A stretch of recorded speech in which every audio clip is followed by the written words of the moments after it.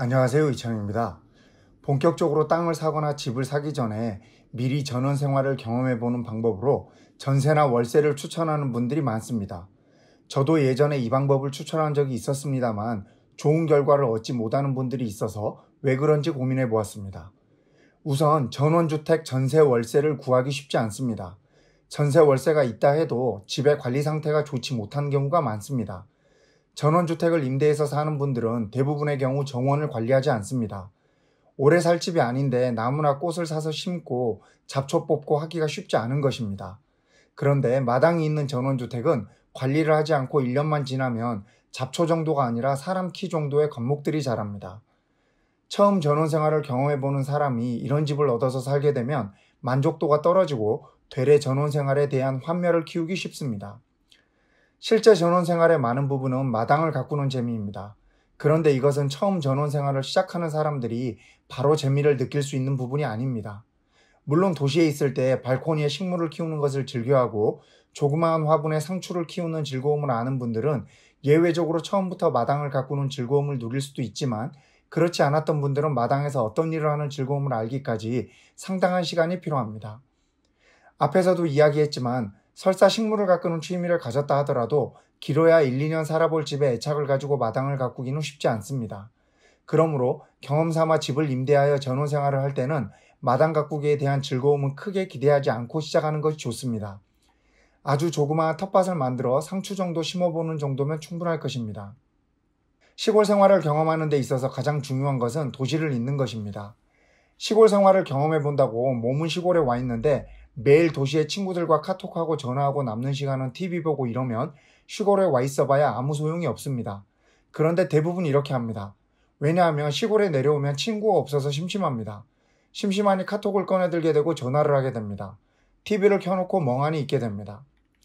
시골로 내려갈 때는 그동안 보고 싶었으나 집중이 되지 않아서 볼 수 없었던 책을 가지고 가거나 해보고 싶었으나 시간이 없어 못 해봤던 취미생활을 할 준비를 하고 가야 합니다. 시골에 가면 도시의 친구들을 잠시 있는 것이 좋습니다. 친구들에게도 미리 시골에 내려가니 가급적 연락하지 않도록 미리 이야기해두면 더욱 좋습니다. 이렇게 하려면 혼자 가면 힘듭니다. 혼자 있는 것을 아주 즐기는 사람이면 모르겠으나 보통은 혼자 가면 외로워서 다시 카톡을 켜고 전화를 하게 됩니다. 가족과 동반하는 것이 가장 좋습니다. 가족이 어렵다면 친구도 좋습니다. 시골 생활은 가족과 오랜 시간을 보내는 생활입니다. 거의 하루 종일 붙어서 살게 됩니다. 도시에서 직장 생활을 하던 사람들은 이 과정이 가장 어렵다고 말합니다. 가족이라 할지라도 하루 종일 얼굴 보고 살 일이 많지 않았기 때문입니다. 그래서 제가 추천하는 방법은 본격적으로 집을 얻기 전에 짧은 여행을 먼저 하기를 원합니다.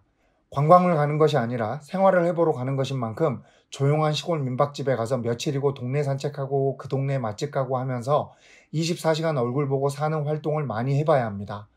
이것이 재미없으면 시골 생활에 적응하기 어렵다고 생각하면 됩니다. 짧은 여행이 익숙해지면 그때 시골에 있는 집을 임대하면 됩니다. 그런데 앞에서 이야기했듯이 전원주택의 경우 임대 물건을 찾기가 쉽지 않습니다. 그러므로 전세 월세 같은 임대보다는 게스트하우스나 펜션 같은 곳을 장기 임대하는 방법을 권해드립니다. 비용이 월세보다 조금 더 들 수도 있지만 단기 계약이 가능하므로 겨울을 피해서 임대할 수 있는 장점이 있습니다. 시골 생활에서 겨울은 지루함의 결정판입니다. 겨울 등산, 스키 같은 겨울 스포츠를 좋아하지 않는다면 하루 종일 방 안에 틀어박혀 있어야 합니다. 그러므로 처음 시골 생활 경험에서 겨울은 큰 도움이 안 됩니다. 게스트하우스나 펜션은 현지에 적응한 집주인이 있기 마련이므로 초기에 이분들을 통해서 시골 생활에 도움을 받을 수 있는 것도 이런 시설을 이용하는 장점입니다. 어떤 집을 얻든 주방은 꼭 있어야 합니다. 시골 생활의 핵심은 요리를 해먹는 데 있습니다. 5일장을 다니면서 싼 농산물을 사고 텃밭에서 키우고 해서 특별히 맛집 탐방하는 날 아니면 집에서 새끼를 다 해 먹어야 합니다.